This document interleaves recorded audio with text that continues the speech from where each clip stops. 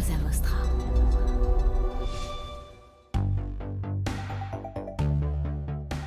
Je parle souvent de cet épisode avec Laure Lagarde, qui est la fondatrice de Emily's Pillow. C'est un épisode ultra didactique pour comprendre et apprendre comment se lancer en e-commerce. Franchement, on aborde pas mal de sujets sur une reconversion, des apprentissages, le lancement, l'accélération, sur un business solo ou en tout cas une petite entreprise à quelques personnes à peine et qui cartonne puisque Laure a fait au bout de 18 mois presque 1,5 million ou un peu plus de chiffre d'affaires. C'est un épisode vraiment que j'ai adoré enregistrer, dont on me reparle souvent. Écoutez-le pour réviser ou le découvrir si vous ne l'avez jamais écouté. Belle écoute, salut. Bonjour à tous, très heureux de vous retrouver pour ce nouvel épisode du panier. Je suis aujourd'hui avec Laure Lagarde. Salut Laure. Bonjour, salut. Et qui a une très très très belle histoire à raconter. C'est une histoire de reconversion. T'as été du côté obscur de la force, tu as bossé chez Airbus, chez Safran, dans des grands En effet. Une sorte de reconversion, tu t'es toujours dit que tu voulais entreprendre. Tu t'es dit d'ailleurs que entreprendre dans le e-commerce, c'est simple, mais en tout cas que tu pouvais te former sur le tas. Voilà. Mais tu m'expliqueras ça avec tes mots tout à l'heure. Tu l'as fait alors que tu attendais ton premier enfant. Là, tu attends ton second. Oui. Tu l'as fait sur fonds propres. Exactement. Tu l'as fait pour une quête de liberté, à la fois géographique, financière et professionnelle. Oui, temporelle, oui. Et tu t'es lancé sur un business original dont tu nous parleras tout de suite, qui est Emily's Pillows. Ce sont des Emily's Pillow, pardon, au singulier. Oui. Ce sont à la base des oreillers en soie, et puis maintenant des parures de lit, des kimonos. Ouais. On est en 2e année et tu vas clôturer à 1,6 million. Oui, c'est ça. L'atterrissage est prévu environ 1,6 million. Voilà. Et ben, c'est une très très belle histoire. On a préparé. Alors, un peu de contexte, chers invités. J'avais un invité hier qui a malheureusement eu un empêchement et on n'a pas pu enregistrer. Du coup, j'ai croisé Émilie. Je suis à Bordeaux. J'ai croisé, Laure, fondatrice d'Emily's Pillow. Ça porte la confusion, je te l'accorde. Et il se trouve que, vous le savez, on en parle souvent, mais on a des bureaux à Bordeaux. Ça s'appelle la Villa Maria, dans lesquels il y a une crèche. Et Laure fait partie de ces personnes qui ont un enfant à la crèche et qui ont une place au coworking en face. Exactement. On m'avait parlé de toi en me disant, tu devrais parler à Laure. Elle a un super business. C'est hyper intéressant ce qu'elle a fait. Et donc, on s'est croisés hier. On a préparé l'entretien qu'on est en train d'enregistrer. Et je vous assure, chers auditeurs, que Laure a une maturité, une maturité digitale, une connaissance en acquise qui est vraiment impressionnante, alors qu'il y a 3 ans... J'étais pas du tout là-dedans. T'étais pas du tout là-dedans, tu ne connaissais pas grand-chose. Oui. Eh ben, je veux comprendre les écueils que tu as rencontrés, les conseils que tu as donnés pour avancer plus vite, bien que toi-même tu aies déjà avancé très très vite, et ça c'est super. Je pense que ton sujet, et chers auditeurs, vous me le dites souvent, mais ton sujet est hyper intéressant, une reconversion, ou en tout cas un démarrage, un changement de vie, et se lancer dans l'e-com et réussir à le faire, c'est formidable. Je pense au Beauté, le Beauté, je pense à Florette, qui a une histoire similaire. Et c'est ça que je veux comprendre. Et je veux surtout que vous compreniez, chers auditeurs, que c'est faisable, que rien n'est simple dans la vie. Et d'ailleurs, si vous êtes des auditeurs assidus du panier, vous le savez, il y a une recette qui est la recette à suivre. Ça veut pas dire qu'on va réussir, mais en tout cas, en l'appliquant, on se donne plus de chance. Il y a toujours un facteur chance d'ailleurs dans la réussite. Ça a marché pour moi en tout cas. Mais en tout cas, ça a marché pour toi et c'est formidable. Tu vas nous le raconter. Bienvenue Laure. Merci beaucoup de me laisser une longue intro avec le micro. C'est top, ça me fait vraiment plaisir en tout cas. Et moi, je suis très content de te recevoir. Alors Laure est enceinte, tu accouches dans 3 mois. Dans 3 mois, donc voilà. Je vais poser le micro sur son ventre, je trouve ça pratique. Exactement. C'est quoi Emily's Pillow? Que vous retrouvez sur Emily's en anglais, comme l'oreiller d'Emily, donc EMILYSPI2LOW.com. On peut te retrouver sur LinkedIn, on peut aussi te retrouver sur Instagram sous Dear Digital Stories, parce que tes apprentissages, tu les mets... Oui, voilà. Je les mets aussi à profit de personnes, de solopreneurs ou de petites marques qui se lancent pour avoir un petit peu la même recette, comme tu as dit. Ouais. Bienvenue. Alors quelques définitions de base, parce que moi c'est pas un domaine, je le savais pas. Il y a une différence entre la soie et le satin. Oui. Le satin est un maillage. Donc c'est vraiment le maillage qui va faire que soit ça va être pour la finition, le satin ça va être une finition satinée, mais ça peut être du satin synthétique, donc à base de pétrochimie, ou du satin naturel à base de soie, par exemple. On a même du satin de coton. Mais moi, donc, c'est du satin de soie. Du satin de soie. Voilà, et le satin, 100% donc, soie. tu disais un maillage. Enfin, Oui. Une armure. Une armure. Oui, l'armure, c'est aussi la façon dont ça a été assemblé, dont les fils sont assemblés en fait pour la finition, pour l'aspect de finition. Voilà. Et donc le satin peut être fait avec différents matériels, comme tu viens de le dire. Oui. Toi, c'est un satin de soie. Exactement. Okay. Donc ce qui a un rendu satiné. Ok. Pourquoi se lancer il y a 3 ans dans... Oui. Alors en fait. Voilà, pour la petite histoire, ça fait moi bien une dizaine d'années que je suis passionnée d'entrepreneuriat et que j'étais donc dans le salariat et j'allais vers les gens qui avaient vraiment des mindsets d'entrepreneurs et je me disais un peu comment faire ce virage.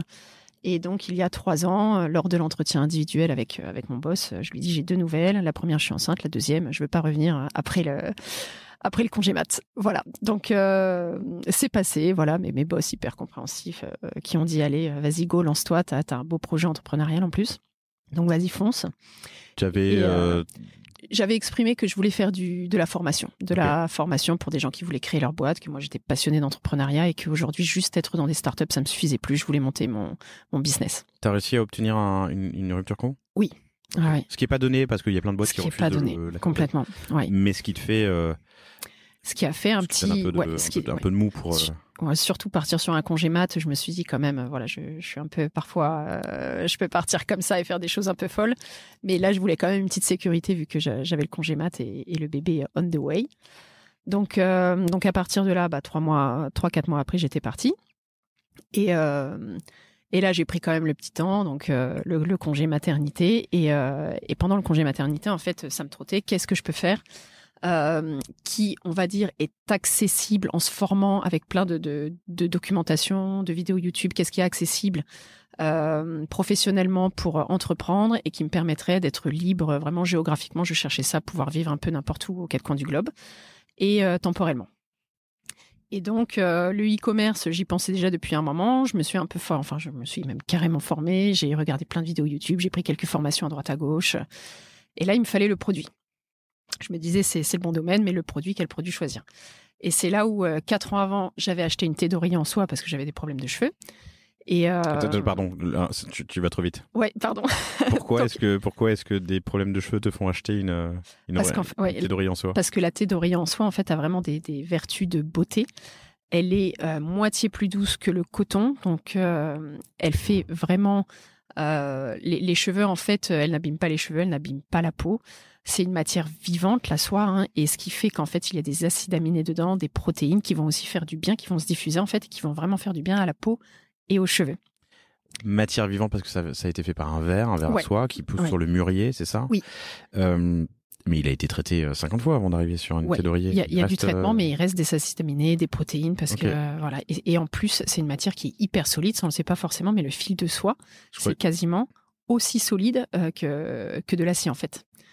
Ça a même la même résistance qu'un fil d'acier, à même traction. Hein, tu vois. Après, bien sûr, si on le coupe, tout ça sera différent. Mais à traction, un oreiller de soie, une thé d'oreiller, enfin la soie est plus solide que le coton, par exemple ?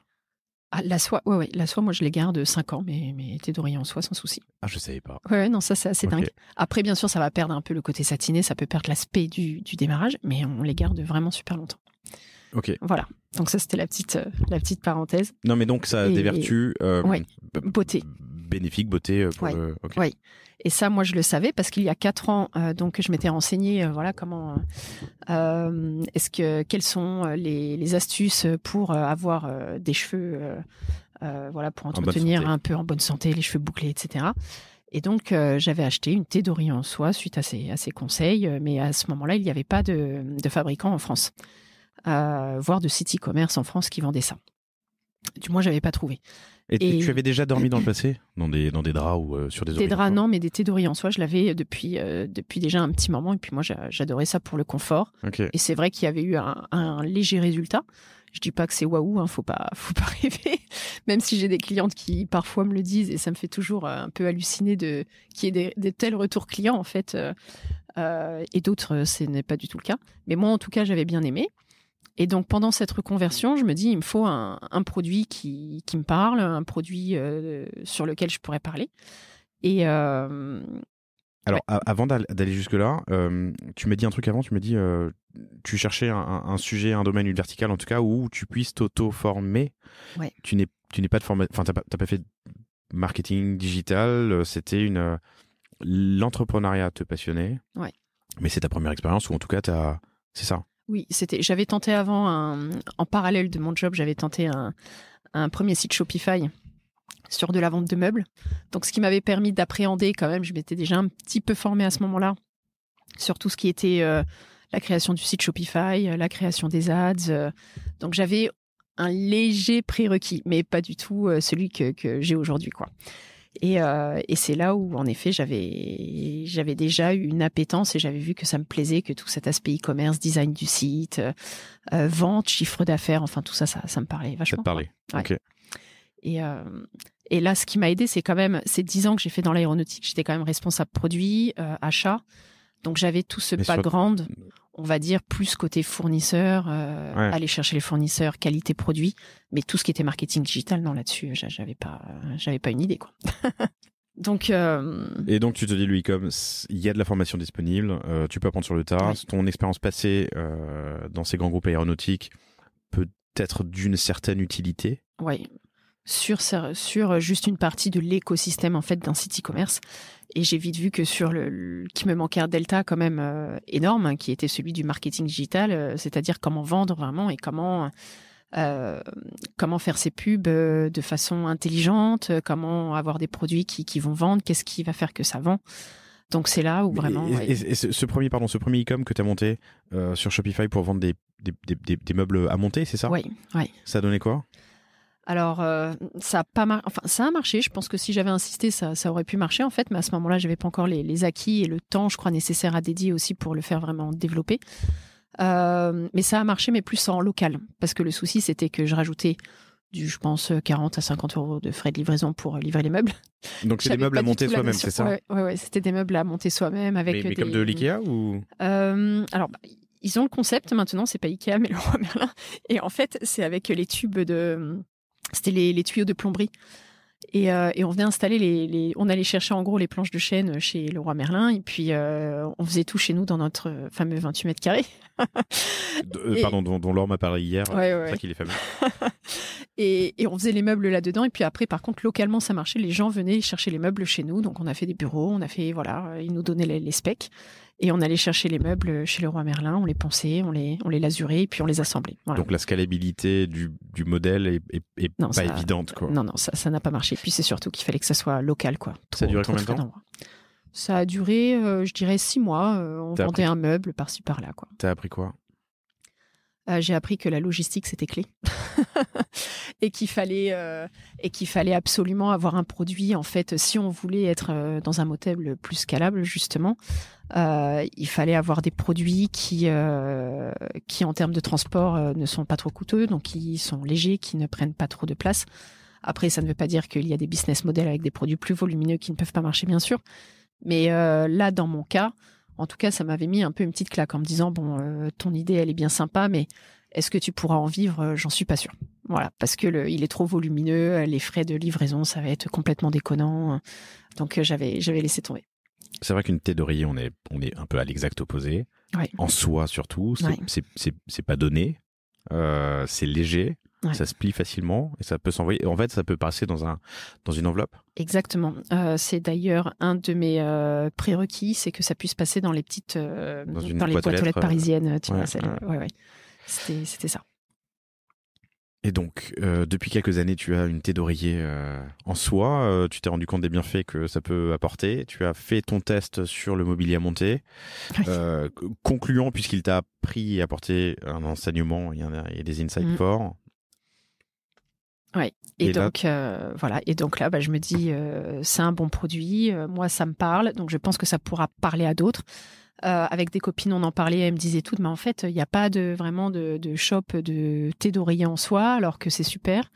Et presque, enfin, c'est pas qu'on m'a poussé, mais il y a vraiment eu une émulation autour de moi à ce moment-là, où je me suis dit, non mais go, c'est mon produit, j'y vais. Je teste, je crée mon site. Donc là, c'était, je pense, 5 mois. Je venais de mettre le petit un peu à la crèche et je retrouvais un peu plus de temps. Donc, j'ai pu vraiment me mettre à 100% sur le site. Et donc là, j'ai tout simplement, ça a commencé par l'ouverture de mon shop Shopify. J'ai regardé à côté les formations YouTube, tous les trucs, donc j'étais vraiment un autodidacte. Et j'ai fait ce shop en une semaine. Donc le shop sans doute le plus pourri de la Terre pour commencer. C'est plus celui qu'on peut voir aujourd'hui. Non, c'est plus celui. Non, celui-là, c'était vraiment la version de test. Et en fait, je me suis dit, c'est pas grave. De toute manière, t'as pas 20 000 euros à investir, t'as 2 000 euros pour mettre et ça sera dans tes stocks. Donc le site, tu le fais à ta sauce, mais en mettant toutes les infos qu'il faut là où il faut. Donc ça, je m'étais bien renseignée. Tout ce qui est avis client, tout ce qui est les émoticônes de réassurance qu'on peut voir, voilà, même le remboursement 30 jours, le principe un peu de qui perd gagne. Moi, je pars vraiment du principe. Faut pas que principe de qui perd gagne, c'est-à-dire? Ouais, le principe de dire qu'en fait, ma cliente, elle me dit, il y a la tête d'oreiller, il y a un accro. Je cherche même pas, je lui renvoie une nouvelle. Ouais. Et puis sur le site, je dis bien 30 jours remboursés sans question. Voilà, pour que vraiment le client, il se sente chez moi, qu'il puisse être à l'aise pour l'achat. Alors, plein de questions. Shopify et la réassurance et se satisfait ou remboursé. Même pas remboursé, satisfait ou renvoyé en gros, quoi. Ouais, voilà. Ouais. Shopify, pourquoi Shopify? J'avais regardé. Pu faire un Wix, t'aurais pu faire un Squarespace, t'aurais pu faire j'ai essayé de faire un WordPress et j'ai rien compris. Donc déjà, c'est simple. WordPress avec WooCommerce. Et c'est vrai que sur le coup, en solo entrepreneur comme ça, quand on n'est pas accompagné, c'est pas très user-friendly. Alors après, c'est peut-être que parce que mon cerveau n'est pas foutu comme il faut pour faire du WordPress. Mais en tout cas, Shopify, je me suis mise dessus et en fait, il donne toutes les indications, il donne tout, il y a toute la marche à suivre, c'est simple, c'est très ergonomique pour l'expérience de l'utilisateur. Donc moi, ça m'a permis de faire mon site en 10 jours. J'avais mis 80% des infos nécessaires pour un site e-com, ce qui m'a permis de lancer le site au bout de 2 semaines. C'est quoi les 80% d'infos nécessaires? Enfin, les 100% du coup que t'as pas atteint, mais c'est quoi? C'est mettre tout ce qui est, je dirais, FAQ, suivi, toutes les pages en fait qui font qu'un site va rassurer et va convertir. Et ça, j'ai très vite compris. J'ai pris mes propres expériences sur des sites. J'ai été auditer plein de sites pour justement voir qu'est-ce qu'il fallait mettre. Et je me disais, la FAQ, c'est un incontournable. Mettre un suivi de colis, de livraison, c'est aussi un incontournable parce que le client aujourd'hui veut savoir où en est sa livraison. Bien sûr, tout ce qui est mention légale. À mettre aussi un contact, faire apparaître un service client simple, dispo. Alors, j'avais commencé en disant dispo 7 jours sur 7. Mais ce qui n'était pas vrai, c'était 5 jours sur 7. Donc j'ai vite changé. Je me suis dit, en fait, on n'est pas des esclaves. Je vais remettre 5 jours sur 7, ce qui est normal. Surtout qu'au départ, c'était moi qui faisais le SAV, donc j'en pouvais plus. Et en fait, j'ai mis vraiment donc, toutes les pages. Et après, je me suis focus sur la page produit. Parce que sur un des cours que j'avais pris, ça disait bien expérience client le plus simple possible. Quand je vais faire ma pub, ça va pointer sur mon produit. Donc il faut que la page produit soit hyper complète pour qu'il aille pas se balader sur tout le site, qu'il ait toutes ces infos qu'il achète. C'est hallucinant le nombre de contacts, clients, prospects qu'on a qui mettent un effort fou, enfin qui pensent vouloir mettre ou veulent mettre un effort fou sur la page d'accueil. La page d'accueil, c'est 10% de ton trafic. Oui, je pense. Exactement. Non, mais exactement. Je dis ça totalement en l'air, mais en vrai, tu vois, je sais pas. On gère beaucoup de sites médias, c'est toujours entre 10 et 15% max. Une reco produit, un post Insta, une pub Facebook, une pub AdWords t'amène en général sur une fiche produit ou un article de blog, rarement sur la page d'accueil. Donc hyper important ce que tu dis, je pense qu'il faut bien l'avoir en tête. Regardez vos stats si vous avez déjà un site et si vous n'avez pas, gardez ça en tête. La page produit, la page destination, c'est la plus importante. Ouais. Moi, c'est 80% de la landing page, c'est 80% ma page produit. Et ma page produit, thé d'oreiller en soie, mon produit phare en fait. Voilà, c'est la thé d'oreiller en soie à 55 €. Tes cours, tu les as pris où?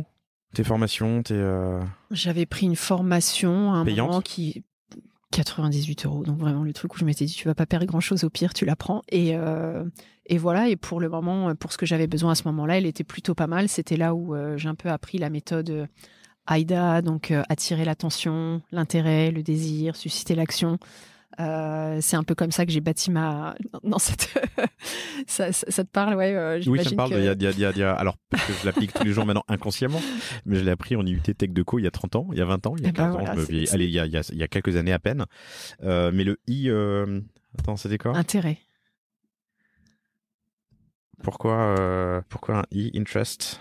Non, pourquoi un A alors? Un peu tout ce qui est avantage produit. Ouais. Et après, tout ce qui intéresse, c'est plus le détail un peu technique. Attention, intérêt, désir, action. Désir, action, oui. Donc, en fait, c'est le funnel ARR. Voilà. Enfin, ARR. Créer de l'attention, créer de l'intérêt, en fait, ça générer un désir et amener vers de l'action. Et j'ai vraiment mis ma page produit, je l'ai paramétré comme ça, en disant vraiment quels sont les avantages pour les cheveux, pour la peau, qu'on a une peau plus hydratée, qu'on a des cheveux qui sont moins ébouriffés le matin. En intérêt, c'était ce lave. T'as vraiment des cheveux moins ébouriffés le matin? Non, d'ailleurs, tu peux voir que je les ai même ébouriffés maintenant. Je ne me permets aucune remarque. Donc, non, c'est... En tout cas, ils sont un peu plus brillants, ça c'est sûr. Voilà. Non, mais je reviens vraiment parce qu'il y a vraiment quand même un petit bienfait. C'est pas... il y a vraiment quelque chose qui se passe quand on dort sur la soie. Et donc, j'ai refait ce plan-là.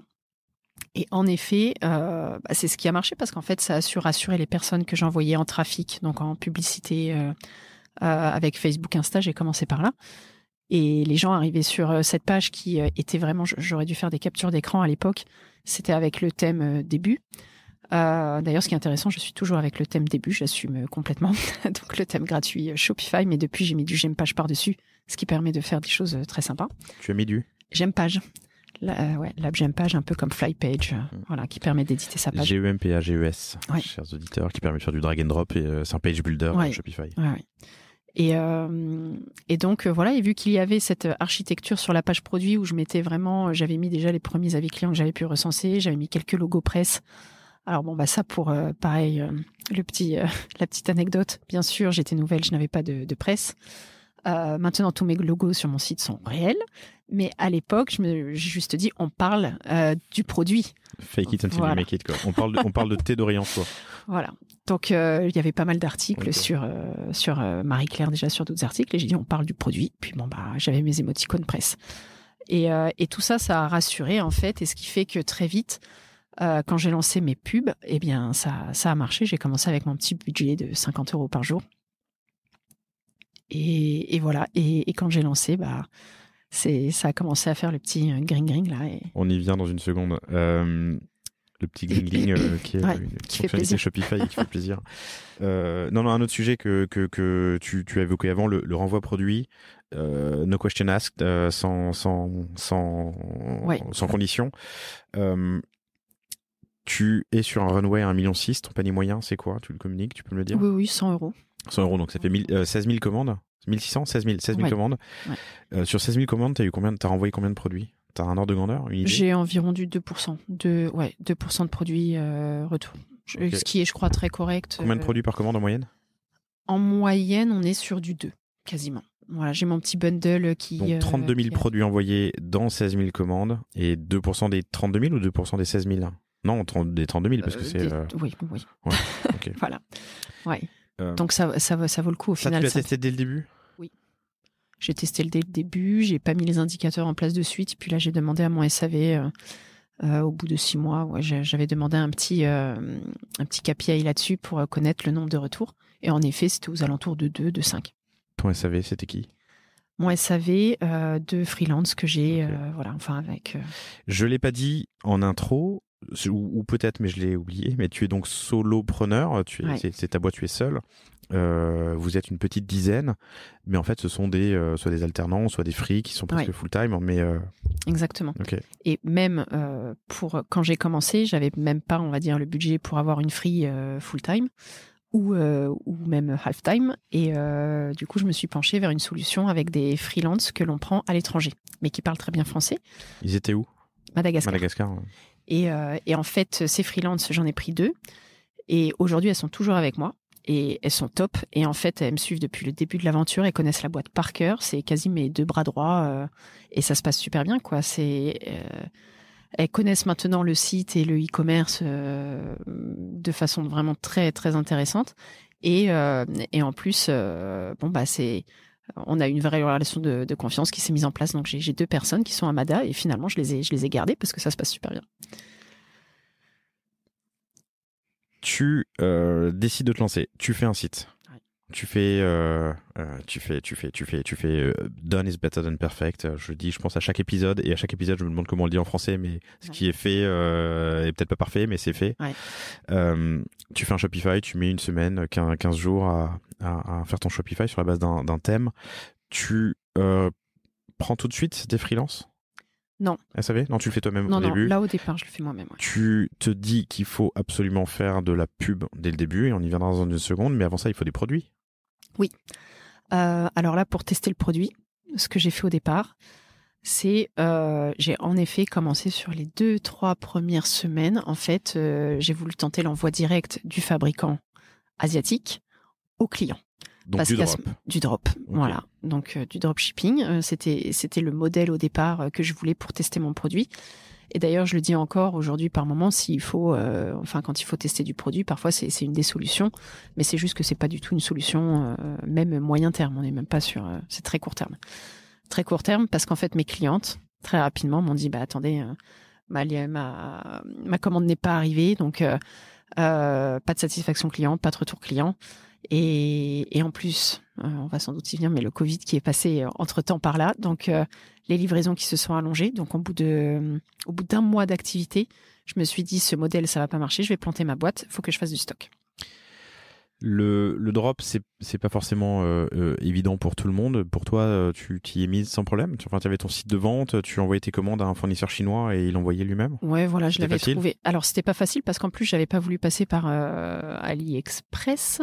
Ouais. J'avais trouvé un fabricant alors via Alibaba, mais vraiment le fabricant qui m'a dit moi tu m'envoies tes listes Excel de commandes et puis je t'envoie les commandes au client. Mais du coup c'était pas du tout automatique comme on peut voir je sais qu'il y a des passerelles entre AliExpress et Shopify pour automatiser. Moi, c'était pas automatique, on s'échangeait des fichiers Excel. Enfin, c'était tout un bordel.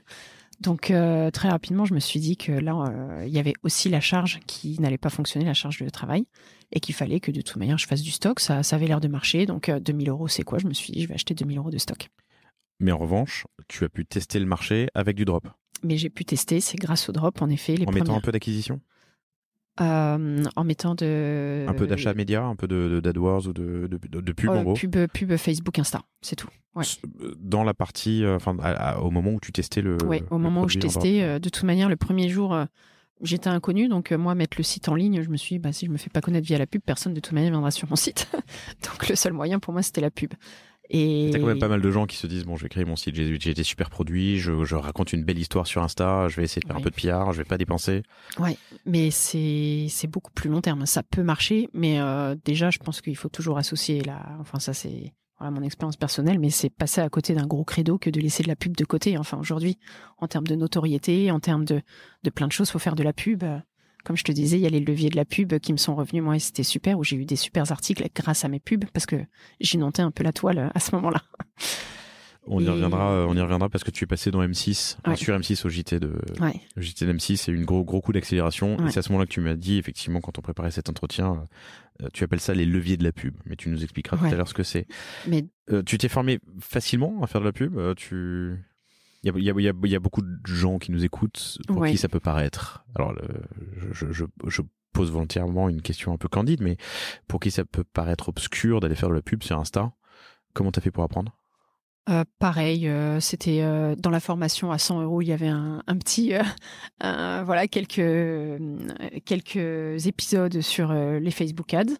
Donc à partir de là, j'ai suivi un peu bêtement ce qu'il disait, et puis après je me suis formée à droite à gauche et j'ai testé, j'ai lancé mes pubs. Et puis quand je dis, il me fallait aussi, parce que je voulais pas prendre les images de mes fabricants, parce que ça pour le coup ça faisait vraiment cheap. Donc j'étais acheté mon petit réflexe.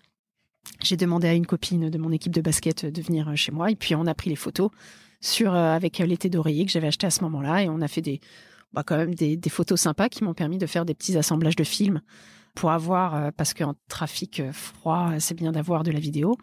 Donc ça m'a permis de faire des petites vidéos en associant les images et aussi de faire du carrousel, etc. Et donc j'ai eu ces photos.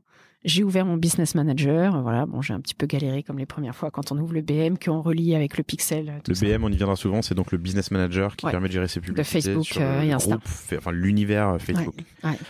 Et là, j'ai envoyé avec le petit budget de 50 € par jour, et en suivant les conseils que j'avais eus de cette formation en ligne.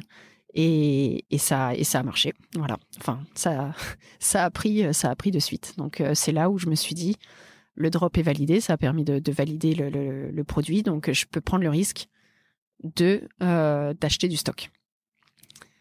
Pour revenir tout à l'heure. Donc, ça a été là où il y a eu ce switch. Très bien. Donc, tu as trouvé des producteurs sur Alibaba, pardon. Ouais. Tu as fait ton Shopify que tu as fait toute seule. Ouais. Tu as appris via des tutoriels à faire Shopify et aussi de l'acquise sur le BM, le Business Manager Facebook.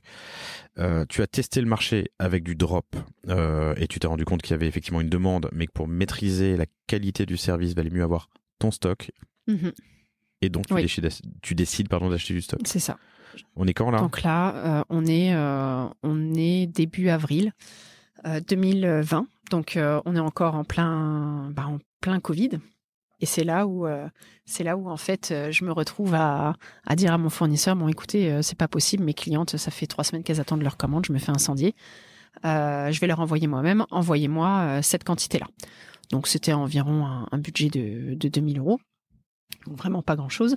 Et il m'envoie les stocks. Donc, on était confinés chez mes parents à Bordeaux à ce moment-là.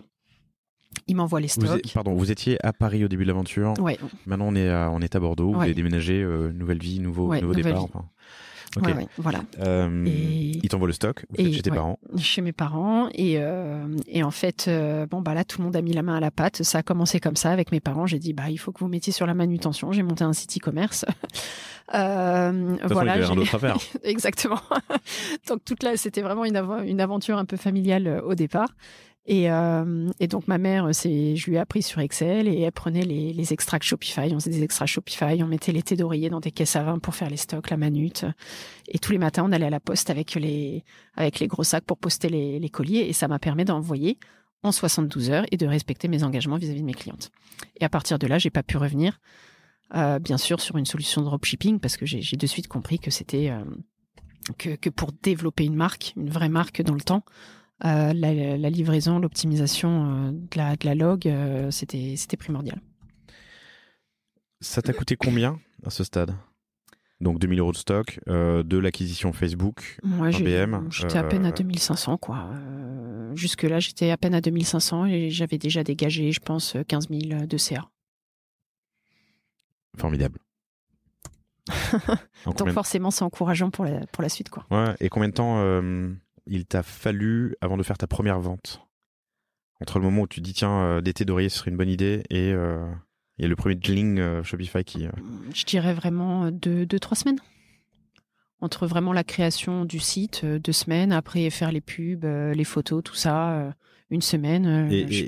Et avant ces 3 semaines, il a fallu, tu vois, tester, j'imagine, quelques produits. Comment tu as sélectionné tes fournisseurs ? Ouais, là, si on prend ce cycle-là, en effet, on est plus peut-être sur du 1 mois et demi, 2 mois. Voilà, d'avoir commandé les thés d'oreiller, attendre que ça arrive, faire les photos, faire le site. Donc, il y a vraiment tout ça qui est un peu incompressible. Et après, la mise en ligne. Quelques mois pour se mettre dans les starting blocks. 1 mois ensuite pour y aller à fond. Donc, la pub, le site, les photos, le lancement. De l'acquisition Facebook, et à ce moment-là, et les parents à contribution, ça compte. À ce moment-là, tu as dépensé 2500 €, tu as fait 15 000 € de CA. Tu as dépensé 2500 dont le stock ? Ouais, là c'était stock et on va dire la petite formation. Ouais, et puis quelques centaines d'acquisition. Voilà. Okay. Et puis, oui, c'est ça, vu que j'étais à 50 € par jour. Voilà. Ok. Donc là, tu as prouvé objectivement que il y avait un potentiel. Ouais, moi, c'est vrai que j'y croyais pas trop. Je me disais, ok, ça marche cette histoire. Maintenant, on fait comment, quoi ? Parce que on est là chez moi, les commandes commencent à affluer. Je commençais à me prendre un peu au jeu de la pub, en fait, de me dire, j'éjecte 1 €, j'en gagne 3, 4, 5, parce que à ce moment-là, pendant le confinement, on était sur des ROS assez incroyables. Return on ad spend, on l'a défini plusieurs fois sur le panier, chers auditeurs, mais pour vous, au fond de la classe, c'est le nombre, en gros, le nombre d'euros rapporté par 1 € investi. Donc un ROAS de 5, ça veut dire que j'ai dépensé 1 €, j'ai gagné 5 en CA. C'est pas de la marge, c'est du CA. Oui. Ma définition est bonne. Oui, exactement. Okay. Ouais, voilà. Donc tu disais au début, tu avais des ROAS de j'avais du 3, 4, 5. En fonction des pubs, j'avais même une pub qui tournait à 7, je crois. Et à ce moment-là, moi, j'avais pas conscience de ces chiffres-là parce que je me lançais. J'avais pas conscience que c'était des chiffres qui étaient excellents. Donc pour moi, quand je voyais de la C'était pub normal. qui tournait à 3,5, mais presque je l'arrêtais. Hein. Je disais, bon, 3,5, c'est pas... Elle est pas rentable, celle-ci, c'est pas normal, je l'arrête. Donc on était vraiment privilégiés. Enfin, de se lancer à ce moment-là, on était quand même un peu dans un moment privilégié. Business 101, le b.a.-ba du business. Donc tu dépenses 1 euro en pub qui va te rapporter X euros en revenus. La différence entre les deux, ça va être le produit, la log, le shipping, l'overhead quand tu es une société un peu plus grosse, c'est-à-dire tes employés, tes bureaux, ton électricité. La TVA. La TVA qu'il ne faut pas oublier. Donc c'est ça, les ROS.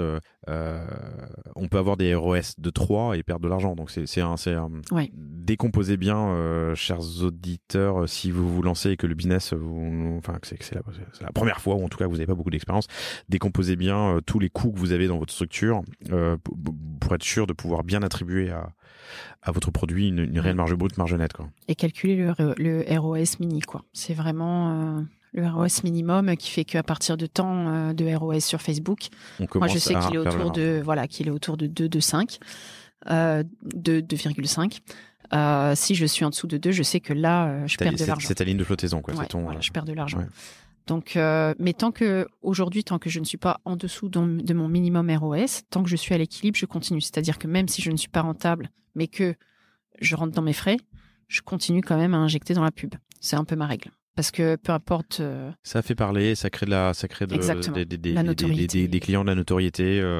Ça fait développer la marque, la communauté. Ça aussi, le cycle du client, il rentre après, il est basé dans la base email, donc ça fait grandir la base email et c'est toutes ces choses qui fait qu'on capitalise et qu'on développe la marque. Tu te souviens de tes premières audiences en pub dans le BM? Oui. Beauté, beauté, cosmétique, femme. Tu faisais local, tu faisais national? Je faisais France, Belgique, Luxembourg. Francophone, donc. Suisse aussi, mais j'ai arrêté parce qu'avec la douane, c'est trop. Enfin, j'ai pas encore trouvé la solution. La solution à quoi? Je dirais qu'un colis sur 3 était coincé aux douanes parce que pas les bons papiers et vu qu'en plus c'était moi qui envoyais à ce moment-là. En fait, il faut mettre des déclarations de douane, des choses comme ça, et puis il faut vendre hors taxe pour que derrière les personnes en Suisse, je crois, c'est eux qui repayent la TVA pour pas qu'on paye la TVA 2 fois. Donc j'ai pas cherché à tous les coups. Ceux qui m'écoutent et qui connaissent le système rigolent, mais en fait moi j'ai pas creusé la solution, donc j'ai arrêté la Suisse. Mais voilà. Je pense que l'un des enseignements qu'on a dans cet épisode avec toi et que je trouve passionnant, c'est que faire simple, faire efficace. Ouais. Ne pas te prendre la tête avec la Suisse, bon ça marche pas, c'est compliqué, on verra ça plus tard. C'est ça. En gros, non mais j'ai l'impression que c'est ta philosophie. Oui, complètement. Okay. On va droit au but. Ouais.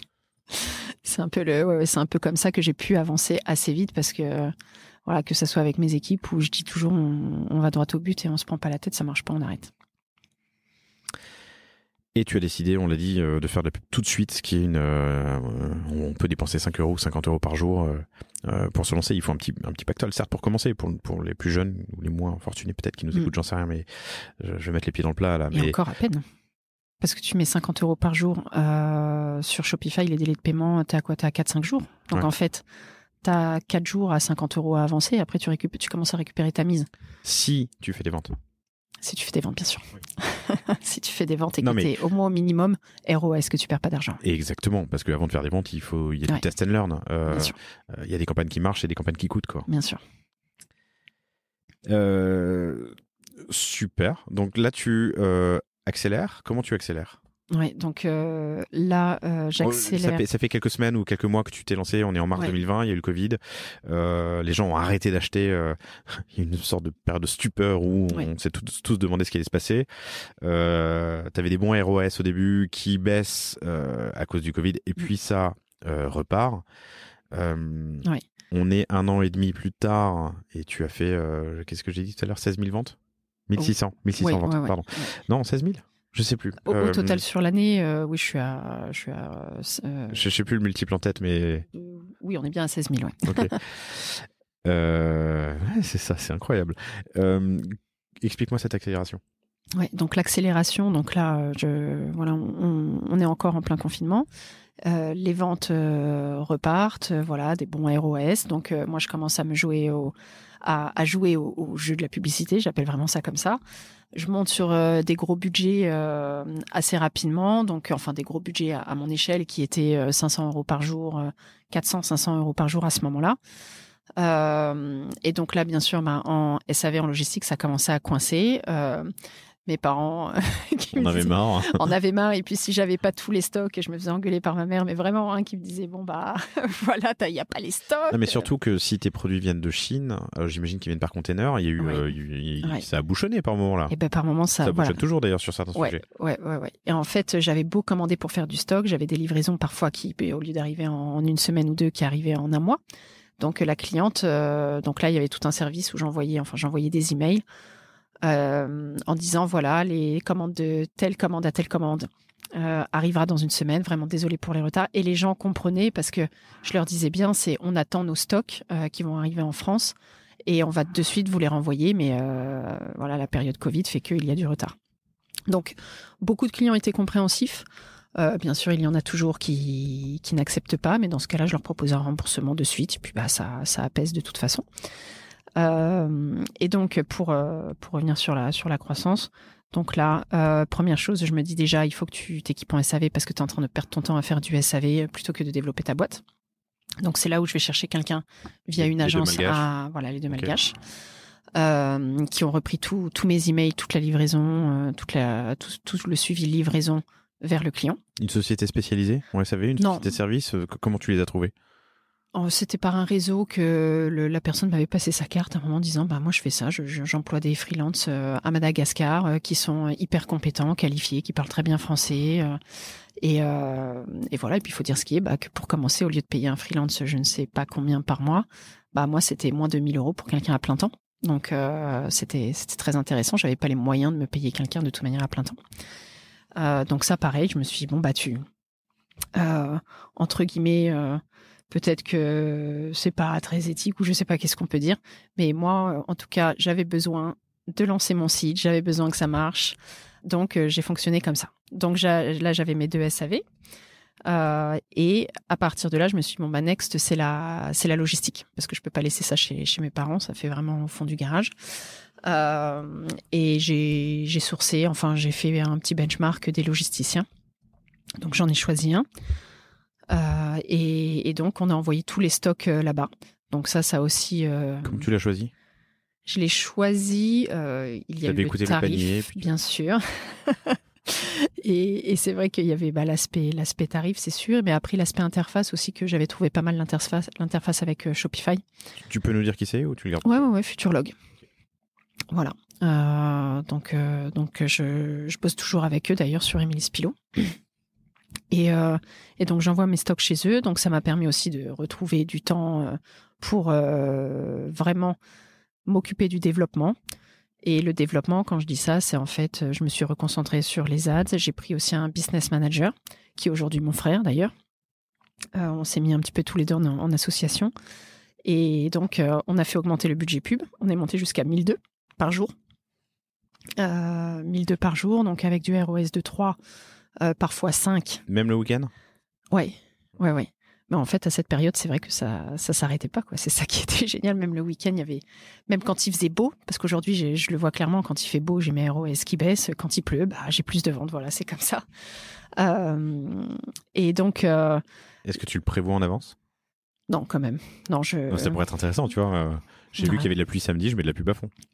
Non, parce que je crois qu'en plus, l'algo Facebook aime pas trop j'ai compris qu'ils aimaient bien la stabilité, donc je joue pas trop avec l'algo Facebook. Moi, je mets mes pubs et je les laisse tourner assez longtemps. D'ailleurs, je suis désolée pour ceux qui vont aller sur mon site qui vont se faire retargeter. Voilà. Mais oui, j'essaye d'être assez stable avec Facebook parce que j'ai vite aussi entendu des histoires de Facebook qui bannaient un peu les pubs ou qui supprimaient les comptes quand on s'amuse trop en fait à jouer avec les performances, quoi. Je sais plus quel invité, mais c'est un super épisode, donc je vous invite à tous les écouter, comme ça vous, pour ceux qui l'ont bavé, mais qui me disait que faut faire confiance à l'algo. Ouais. Donc c'est vraiment comme ça que j'ai mis en gros femme 30, 55. France, Belgique, Luxembourg. Et puis après, j'ai mis en intérêt beauté, mais c'est du 3-4 millions de personnes dans l'audience. Donc ça, c'est énorme. Et puis j'ai envoyé mes pubs dans cette audience-là.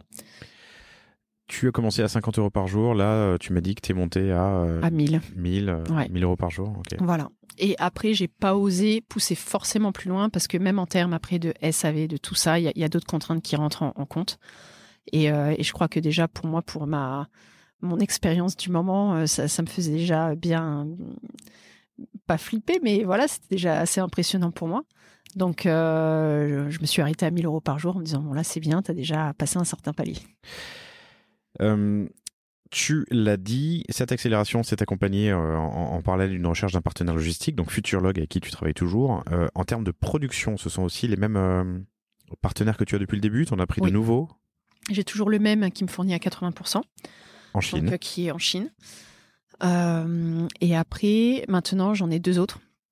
Parce que notamment, ils n'avaient pas les bonnes couleurs. Et puis aussi parce que du milieu où je viens, l'aéronautique, de toute manière, il fallait jamais être en monosourcing. C'est une règle. Donc voilà, j'en ai rapidement développé 2-3, ce qui fait que si lui me plante, je sais très rapidement me retourner vers les autres. En Chine?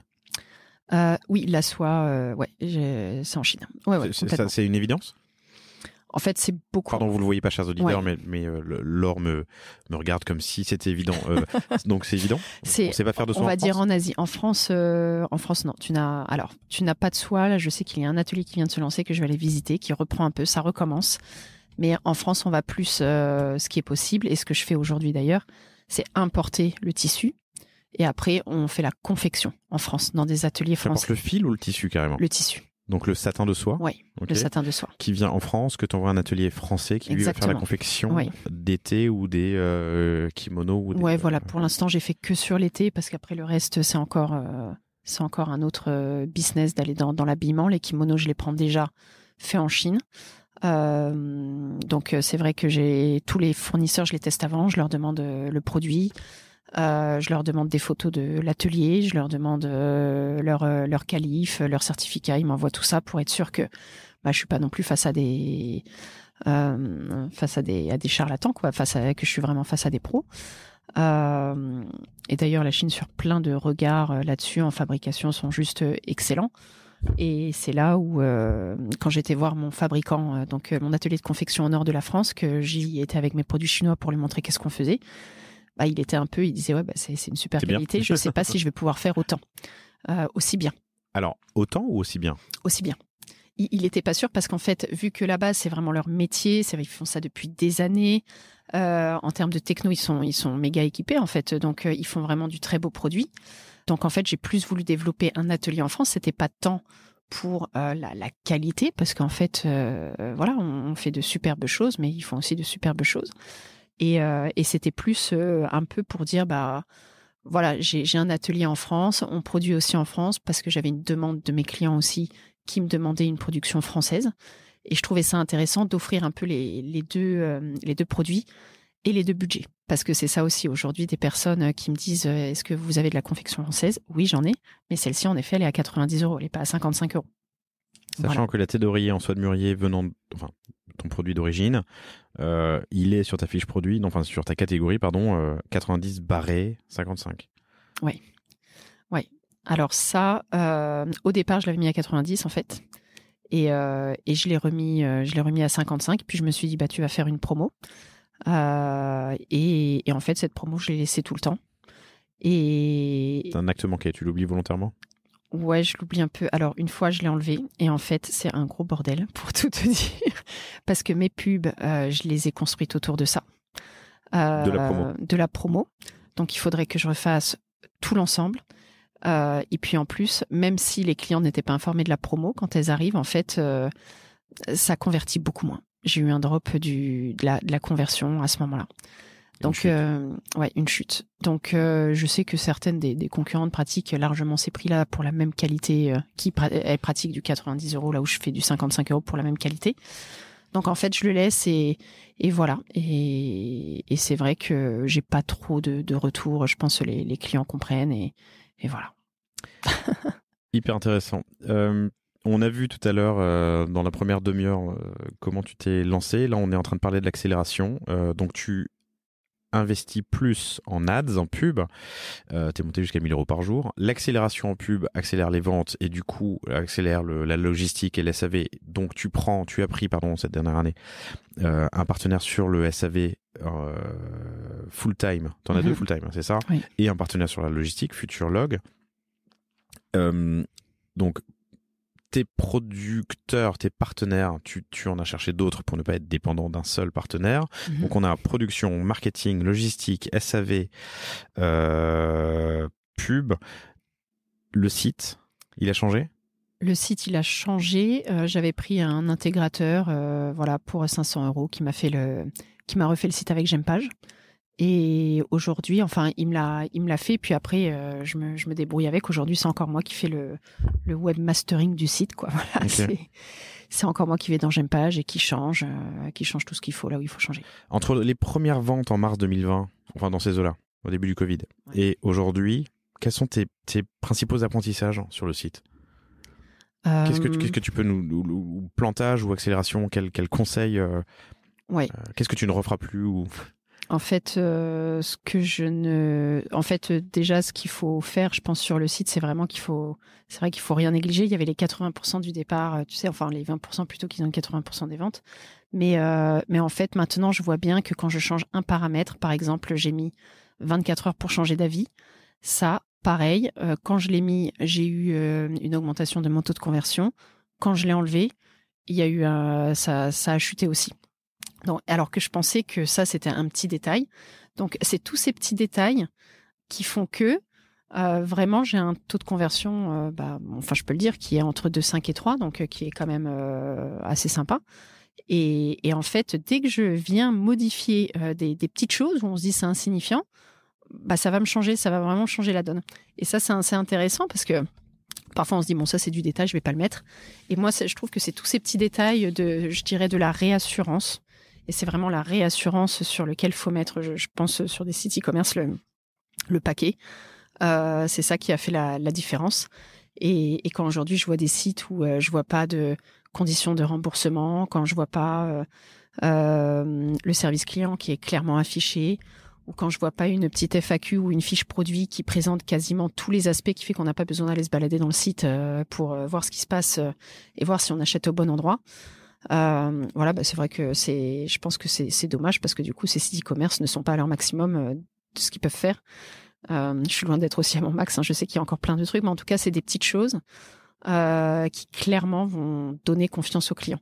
Donc moi c'est là-dessus où ça a été mon levier, ça a été travailler ma page produit, ça a été aussi travailler l'histoire de la marque. J'ai refait le Qui sommes-nous 3-4 fois et je sais qu'il y a beaucoup de gens qui vont sur le Qui sommes-nous.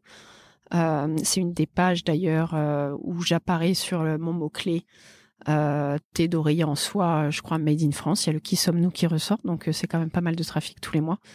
Donc pareil, je l'ai retravaillé pas mal de fois. Et aussi, les leviers aussi, tout ce qui était l'emailing. D'ailleurs, j'ai écouté le podcast aussi sur l'email. Email Club, super épisode que je vous recommande, chers auditeurs. Il y a quelques jours avec Thomas, le fondateur d'Email Club. Ouais. Et vraiment, et c'est super parce qu'en fait, c'est tout l'écosystème. En fait, on voit juste le site avec la page produit. On atterrit sur la page produit, mais en fait, ça c'est juste une partie. Mais derrière, en fait, je fais du chiffre d'affaires sur l'emailing. Ça, je l'ai mis que tard en place, mais c'est ce qui m'a permis d'augmenter mon chiffre d'affaires d'environ 10%. Donc, c'est vraiment 10 à 20%. Ça dépend des mois. Et ça dépend si je m'y mets à fond ou pas sur sur tout ce qui est l'emailing. Mais même le panier abandonné, Shopify, ils ont un mail de panier abandonné. C'est juste il y a qu'un email qui arrive. C'est pas trop personnalisé. Il est pas très beau, franchement. Alors que, par exemple, avec un bon Klaviyo, avec l'application Klaviyo, on a une série de mails abandonnés qui donne vraiment envie de revenir à son panier. Et ça, aujourd'hui, c'est c'est un levier qui fait qu'encore une fois, on augmente son chiffre d'affaires et puis grâce à tout ça, on devient rentable en fait. L'insight que tu nous donnes là, sans le dire, c'est du test and learn en permanence et tester plein de choses pour voir ce qui marche et ce qui améliore des taux de conversion. Tu disais 2,5. 2,5. 2,5, 3. Sur 100 visiteurs, il y a entre 2 et 3 personnes qui achètent. Oui.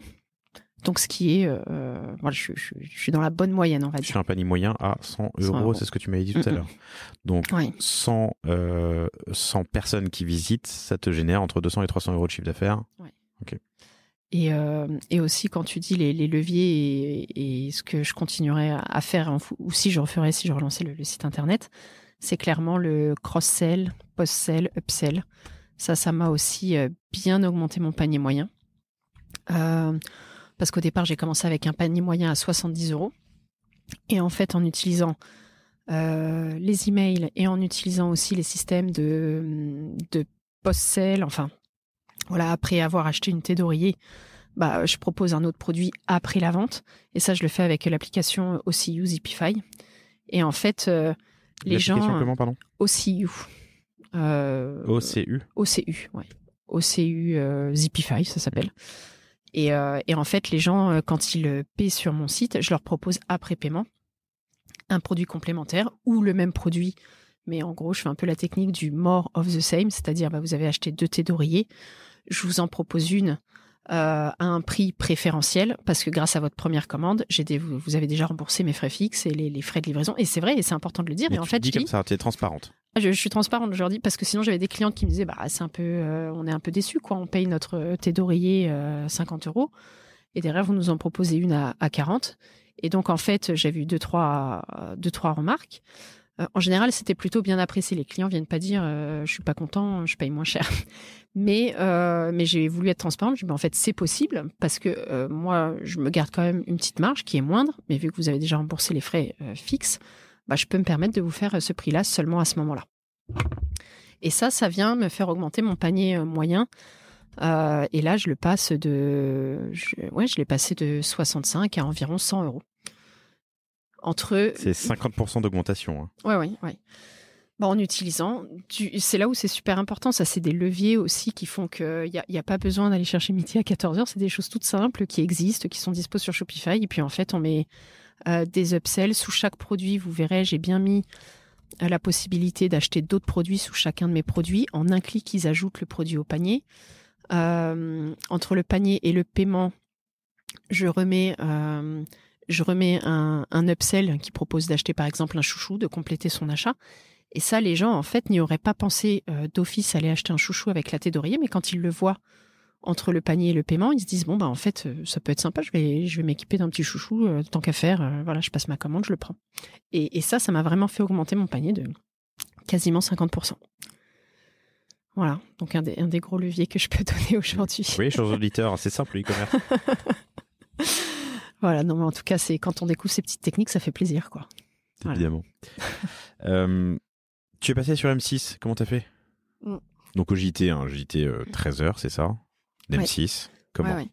En fait, la personne m'appelle et puis me dit, voilà, M6 m'a contacté en me disant, je cherche, j'entends partout parler de la thé d'oreiller en soie, j'ai fait un petit benchmark et je vous retrouve un peu partout avec vos pubs. Et donc, est-ce que vous seriez intéressé pour passer sur le JT ? Le JT 1245. Donc, bien sûr, ça se refuse pas. Moi, je me disais un peu où ça va mener parce que parfois, on est appelé, on sait jamais trop où ça mène ce genre de proposition. Et donc, un mois après, on a enregistré dans une petite boutique à Paris. Et parce que c'était ça le problème aussi, elle m'a dit mais où sont vos bureaux, où sont vos stocks ? Mes stocks ils sont à Dijon, mes bureaux j'en ai pas, donc on fait comment ? Et on a dû demander à des copines. Voilà, j'ai demandé à des copines leur local. Et donc ça a pris la matinée et c'est sorti. Ils préviennent pas M6 en fait quand ils ressortent les épisodes, on est au courant de rien. Voilà, c'est une copine qui m'a dit j'ai vu ta tête au JT, qu'est-ce qui se passe ? Et donc là j'ai ouvert mon Shopify et le Shopify c'était j'y croyais pas quoi, c'est fulgurant quand on passe au JT. C'était quoi un jour normal et c'était quoi le... écoute, un jour normal, un bon jour avec la pub et tout, ça va être du 4 000 €. Là, c'était quasi du x10, quoi. Ouais. Donc, Et tu avais les stocks ? Non, j'avais pas assez de stock. Ok. Et alors là... Comment tu as géré ? J'avais pas assez de stock et en fait, heureusement que j'avais pas mis, en cas de rupture de stock, bloquer les ventes. Alors bon, c'est un peu contraire à, encore une fois, on va dire éthique, tout ça, mais il faut pas se voiler la face. Enfin, par moment, je préfère laisser mes stocks ouverts engranger des commandes et si offrir une thé en plus ou mais exactement, mot d'excuse, gérer en SAV, la plupart des clientes elles comprennent encore une fois, enfin parce que je sais, c'est aussi parce que j'ai de la chance d'avoir des délais logistiques très courts qui me permettent de satisfaire la cliente quand même en moins d'une semaine ou deux, de rattraper le retard. Il t'est déjà arrivé de faire appel du coup à de la logistique, enfin de la pro avion ou autre? Ah, c'est avion, moi c'est quasiment avion. Ok. Tout est en avion, donc c'est pour ça que ça arrive sous 2 semaines. Les utilisateurs comprennent quand on leur explique. En fait, il faut être assez, je pense, pédagogue, honnête, transparent. Si tu dis à 2000 personnes qui ont commandé, tu m'as dit quoi, 40 000 commandes? Non, 40 000 euros de serveur. À 100 euros, ça fait 400 commandes, c'est ça? 400 personnes à qui tu envoies un petit message en disant je suis désolé. On a été pris par ce passage sur M6. C'est certainement comme ça que vous nous avez connus. Ce sera pas 3 jours, mais 5, ça va quoi. Mais exactement. Voilà, c'est là où, encore une fois, quand on sait qu'on a qu'on est sur ces délais-là et qu'on a cette possibilité-là, moi, c'est vrai que j'ai choisi de pas me mettre en rupture de stock volontairement parce que je sais que je peux très vite honorer la demande. Et puis en envoyant des petits mots de suivi sympas. Les leviers de la pub, c'est ce que tu me disais, c'est que tu as de fait une journaliste qui a été ciblée à plusieurs reprises, qui a l'impression de te voir partout et qui t'appelle et qui te dit je vous vois partout. Exactement. Ok. Je peux raconter une petite anecdote, mais il y a quelques années, j'ai joué au petit con, vraiment un petit con. Je trouvais que le tunnel de commande Nespresso pour des commandes récurrentes était nul. Alors heureusement, ils ont beaucoup changé depuis. Mais du coup, je l'ai écrit. J'ai fait un post Medium où j'ai écrit Nespresso, ton tunnel de commande, il est pourri. Et voilà comment tu pourrais l'améliorer. Avec des exemples, des images. On avait même fait plusieurs mock-ups, plusieurs animations pour montrer. Bref, j'ai publié cet article et j'ai fait de la pub. Je l'ai poussé sur le BM de Facebook. J'avais ciblé les bureaux parisiens, donc on peut cibler l'arrondissement, ou je sais plus comment j'avais fait, la Suisse, puisque c'est suisse, Nespresso, et des intérêts, des likes qui étaient forcément Nespresso, Nescafé, machin, tout ça. Et de ce fait, en fait, avec quelques euros investis, j'ai réussi de facto à toucher pas mal d'employés de Nespresso qui ont cru qu'il y avait une crise. Alors je me suis fait convoquer, Nespresso, je suis désolé, c'était un peu joué au con, mais c'était rigolo.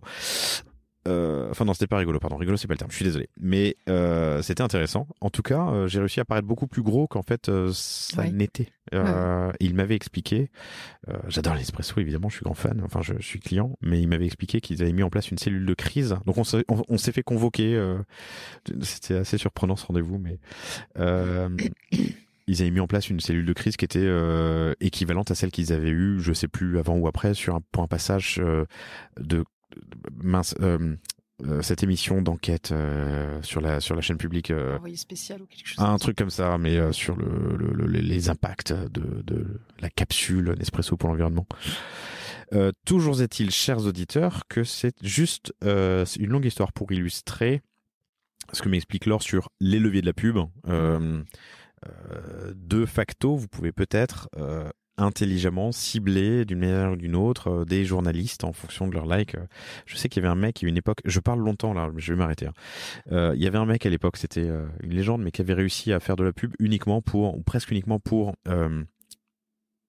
son nom m'échappe, mais le fondateur de TechCrunch, et de la pub pour parler de sa startup. Et du coup, il avait réussi à le cibler pour lui dire parle de moi. Son nom m'échappe, peu importe. Et c'est comme ça qu'il avait réussi à être recontacté par TechCrunch pour avoir un article. C'est super, la magie de la pub. La magie de la pub. Donc, tu appelles ça les leviers de la pub et c'est hyper intéressant. Ouais. Tu fais de l'influence ? Oui, j'en fais un peu, beaucoup moins. Je vais peut-être me lancer, mais la plupart, ce sont des micros. Entre 5 et 15 de followers et on leur envoie des produits et puis derrière voilà on crée un peu des relations. 5 et 15 000 et là voilà, c'est des micro-influences. Okay. Voilà, micro-influence, et là je commence à me lancer sur plus de la macro-influence, donc 250 000 500 000. Donc là, bien sûr, c'est du budget payant. C'est en amont, ça fait toujours bizarre de lâcher ces budgets-là quand on ne sait pas trop ce qui va se passer. Parce que moi, je suis habituée à la publicité où je sais un peu, quels vont être les retours, même si parfois il y a des semaines moins bonnes que d'autres, mais j'ai un peu le prédict. Alors que sur des influenceurs, franchement, je maîtrise pas encore assez bien. Je sais pas ce qui va se passer. Donc, je commence à me lancer dans le bain, mais j'en fais pas encore beaucoup. Mais tu l'as déjà un peu fait sur des influenceurs plus petits. Ouais. Oui, sur du 15-20, du 5-15, pardon. Mais les plus gros, tu vas le faire, tu ne l'as pas encore testé. J'en ai fait, là j'en ai fait une, Quelques enseignements sur la micro-influence? Ouais, moi je dirais la micro-influence, c'est bien de lier vraiment du partenariat. En général, elles sont très réceptives et très amies. C'est vraiment des relations entre marques et influence à mettre en place. Et en fait, nous, on lui envoie les produits et on crée vraiment une relation avec elle. Alors, j'ai une community manager qui s'occupe de ça parce que ça prend quand même du temps. Mais voilà, on a un tableau avec un peu nos influenceurs amis. Et où dès qu'on a des produits qui sortent ou sur une base régulière, on leur envoie des produits, puis elles en parlent. Et je pense que c'est aussi ce qui fait que ça convertit, parce que quand on en parle en one shot, encore une fois, les gens sont pas toujours séduits, mais quand l'influenceuse, elle en parle 2, 3, 4 fois, donc quand elle le reçoit, 2 semaines après utilisation, elle peut dire les bienfaits que ça a provoqué, là, il y a parfois des meilleurs résultats. Voilà. Donc c'est lié un peu créer une relation. Une vraie relation de partenariat avec le tant que faire se peut, parce que il y en a beaucoup qui maintenant sont influenceurs juste parce qu'ils ont... Enfin bref, tant que faire se peut avec... voilà, il y a des plateformes qui existent. Je devrais en recevoir bientôt d'ailleurs sur le podcast, mais c'est vraiment un sujet intéressant. Donc, Business Manager, tu fais de la pub sur Google ? Maintenant sur Google. Maintenant, je suis sur Google, Pinterest, Facebook, Insta. Voilà, un peu les plateformes Graal. Pinterest, c'est tout à fait dans la cible, non ? Oui, c'est dans la cible, mais alors par contre en termes de suivi de data, moi j'y arrive pas du tout. Donc je le fais, je vois que ça attire du trafic, mais je suis pas sûre que ça convertisse vraiment. Je le laisse parce que je pense que c'est important d'être sur Pinterest sur ma niche, mais je vois pas vraiment les résultats concrètement. Voilà. Après je mets un budget sur Pinterest, je suis à 6 000, 8 000 par mois. Voilà. Donc C'est quoi ton budget actuel ? Par mois, total, d'achat média? En moyenne, juste sur le digital, vraiment Facebook, Pinterest, Google, 30 000. Ok. Voilà. Après, j'ai parfois là, j'ai une campagne sur TF1 qui passe en replay, par exemple. Voilà. Après, j'ai des opérations on en a pas parlé, parlons-en. La campagne TF1, là, c'est sur 2 semaines et donc c'est que sur le replay. Donc, ce qui est intéressant, c'est qu'on a des indicateurs parce qu'ils peuvent connaître le nombre de clics. Contrairement au... le replay TV alors? Le replay TV, oui. Ok, pas replay box? Les deux, je crois, tout ce qui est replay. Ok, parce que t'as pas de clic sur la box, objectivement. C'est quand ils vont cliquer sur... Quand tu regardes ta télé, quand tu regardes le replay sur ta télé, tu peux pas cliquer. En effet, mais tout ce qui est du coup replay sur mobile, ordinateur, tout ça il trace. T'as des stats de clics. Okay. Raconte-moi comment est-ce qu'on fait une campagne en replay sur TF1? En général, je suis un peu targetée par les agences médias comme ça, et donc ils m'ont appelé, ils m'ont dit on a une super promo, il reste qu'une place, blabla. Le discours habituel. Voilà. Et j'hésitais parce que j'avais fait des campagnes presse qui m'avaient très peu servi, type gala, enfin la presse écrite, je le recommande pas forcément. Désolée pour si la presse écrite écoute. Mais là, en tout cas, donc TF1, quand elles m'ont dit qu'il y avait quand même quelques chiffres, quelques retours chiffrés, je me suis dit allez, pourquoi pas. En plus, c'est du replay, les gens ils sont obligés de regarder la pub, ils ne peuvent pas zapper. Donc c'est ça qui est intéressant aussi, on est sûr qu'ils voient la pub, ça dure, je crois ça dure 12 secondes, donc c'est vraiment très, très court. Mais voilà, donc je commence aujourd'hui, je te dirais, mais en tout cas la campagne c'est 16 000 €. Donc c'est quand même un petit budget avancé, 16 000 € pour 2 semaines de campagne. Alors qu'est-ce que tu as pour 16 000 ? Je sais pas du tout ce que je vais avoir. Non, mais qu'est-ce que tu as en nombre de passages, en nombre de passages, 600 000 passages. 600 000 passages de 12 secondes. Ouais. Et ils disent un taux de clic d'environ 1,5. Donc j'ai calculé avec, si tu fais 600 000 fois 1,5 fois mon taux de conversion de 2,5. Bref, je devrais être à peu près à l'équilibre. Pas forcément rentable, mais être à l'équilibre. Donc c'est là où je me suis dit aussi, je vais peut-être pas être sur une grosse renta, mais ça va permettre de faire de la notoriété, de me faire connaître et d'asseoir ma marque. Je le redis, c'est passionnant. Donc 16 000 €, tu m'as dit 6 000 passages, 16 000 €. 16 000 € pour 600 000 passages, hein, c'est ça? Oui. 600 000 passages avec un taux de clic à 1,5%. Ouais. Ça, c'est sans compter la télé et la noto et l'effet top of mind qui peut venir ensuite. Ouais. Fois 2,5% de taux de transac, fois un panier à 100 € en moyenne, ça fait une vingtaine de milliers d'euros. Ouais. Dans les 16 000, il y a la création de la campagne ou c'est toi qui fournit les assets? Alors, ils disent qu'ils font la campagne, mais vu que j'avais déjà une belle vidéo que j'avais fait au shooting de l'année dernière, j'ai repris cette vidéo parce que voilà, les images collaient bien. Et après, ils ont juste mis le titre, ils ont fait un peu l'assemblage avec mes images et je leur ai donné tout ce qui était titre. Ouais, et c'est eux qui ont compilé, mais je leur ai donné les images de départ. Et c'est ta première campagne? Ouais. Okay. Et ça commence aujourd'hui. On est, le 17 novembre.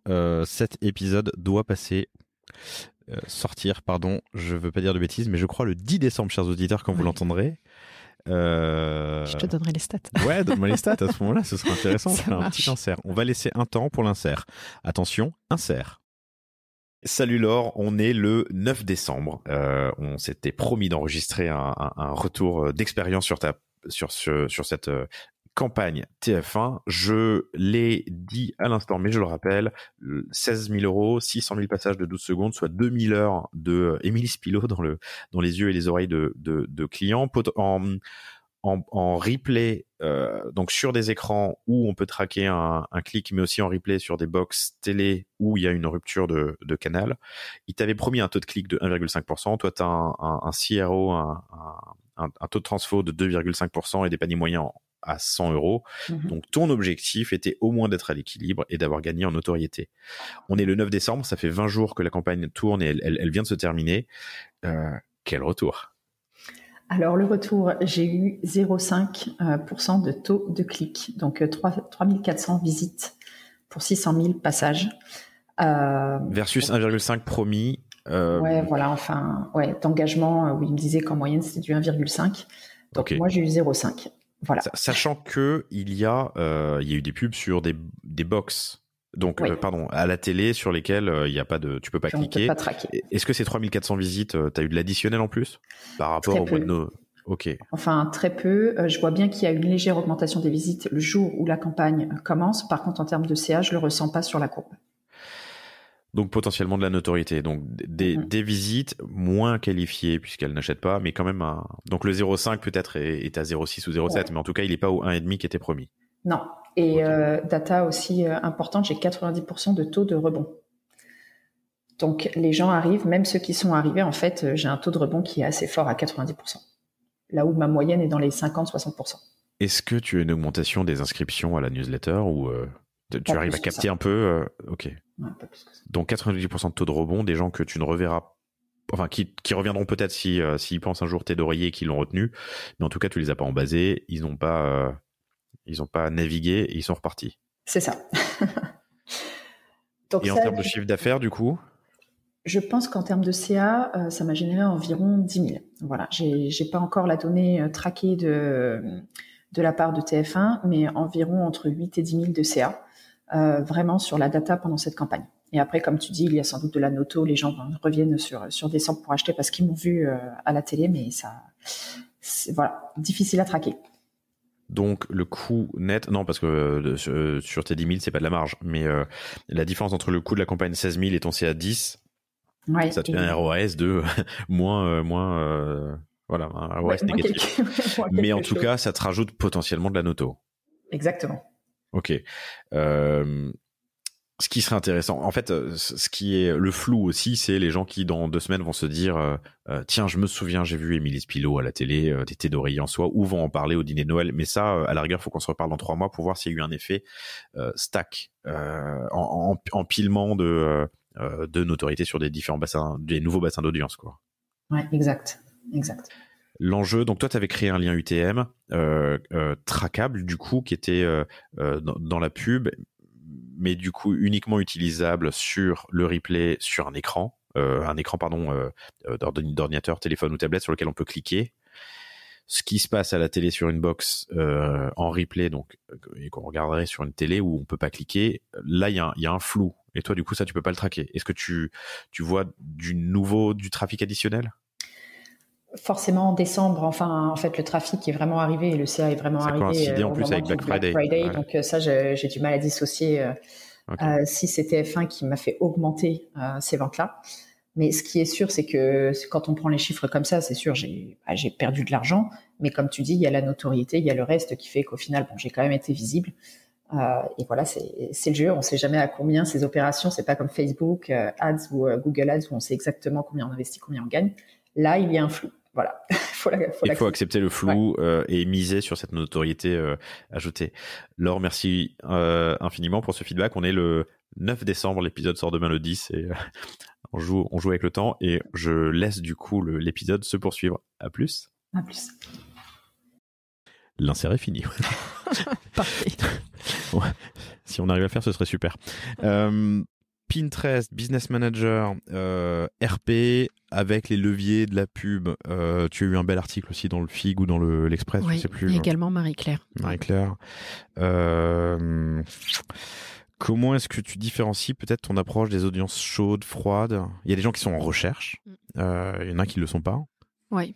En fait, déjà, je crois que personne, au moment où j'ai lancé mes pubs, personne encore à ce moment-là faisait de la pub où je n'étais pas targetée sur les thés d'oreiller en soie, comme je l'ai fait sous l'aspect cosmétique, beauté. Il y avait quelques marques, mais c'était plus sur la communauté Instagram qui a vendé. Voilà, vraiment, elle s'était développée grâce à Insta. Et moi, je suis arrivée avec les pubs. Et donc, j'ai vraiment détourné le produit de sa fonction initiale, qui est du linge de lit. Je l'ai détourné pour le mettre sous un format cosmétique, parce que moi, c'était comme ça que je voulais l'aborder vraiment. Et donc moi, j'ai été en audience froide directement avec cet argumentaire, de dire, voilà, la thé d'oreiller en soie peut améliorer votre quotidien. Et donc, j'ai injecté au départ, forcément, c'était que de l'audience froide. Et donc, c'était quasiment 100% de l'audience froide. J'ai attendu que mon pixel de Facebook tourne, que Facebook du moins engrange de la donnée. Et à partir de là, j'ai pu commencer à à faire du remarketing. Et donc, j'ai ciblé les clients qui étaient déjà venus sur mon site, qui avaient regardé plus de 70% de mes vidéos, qui avaient cliqué, etc. Et là, je les ai reciblés en mettant des pubs avec des avis, avec des choses, un discours différent que je peux avoir avec de l'audience froide qui connaît pas ma marque. Et ça marche. Et c'est vrai que c'est là où j'ai les plus gros retours sur Invest, où là, je peux gagner 2 points faciles. Tu vois, en froide, je peux être à 3 et en audience remarketing, je peux être à 5, 6 assez facilement.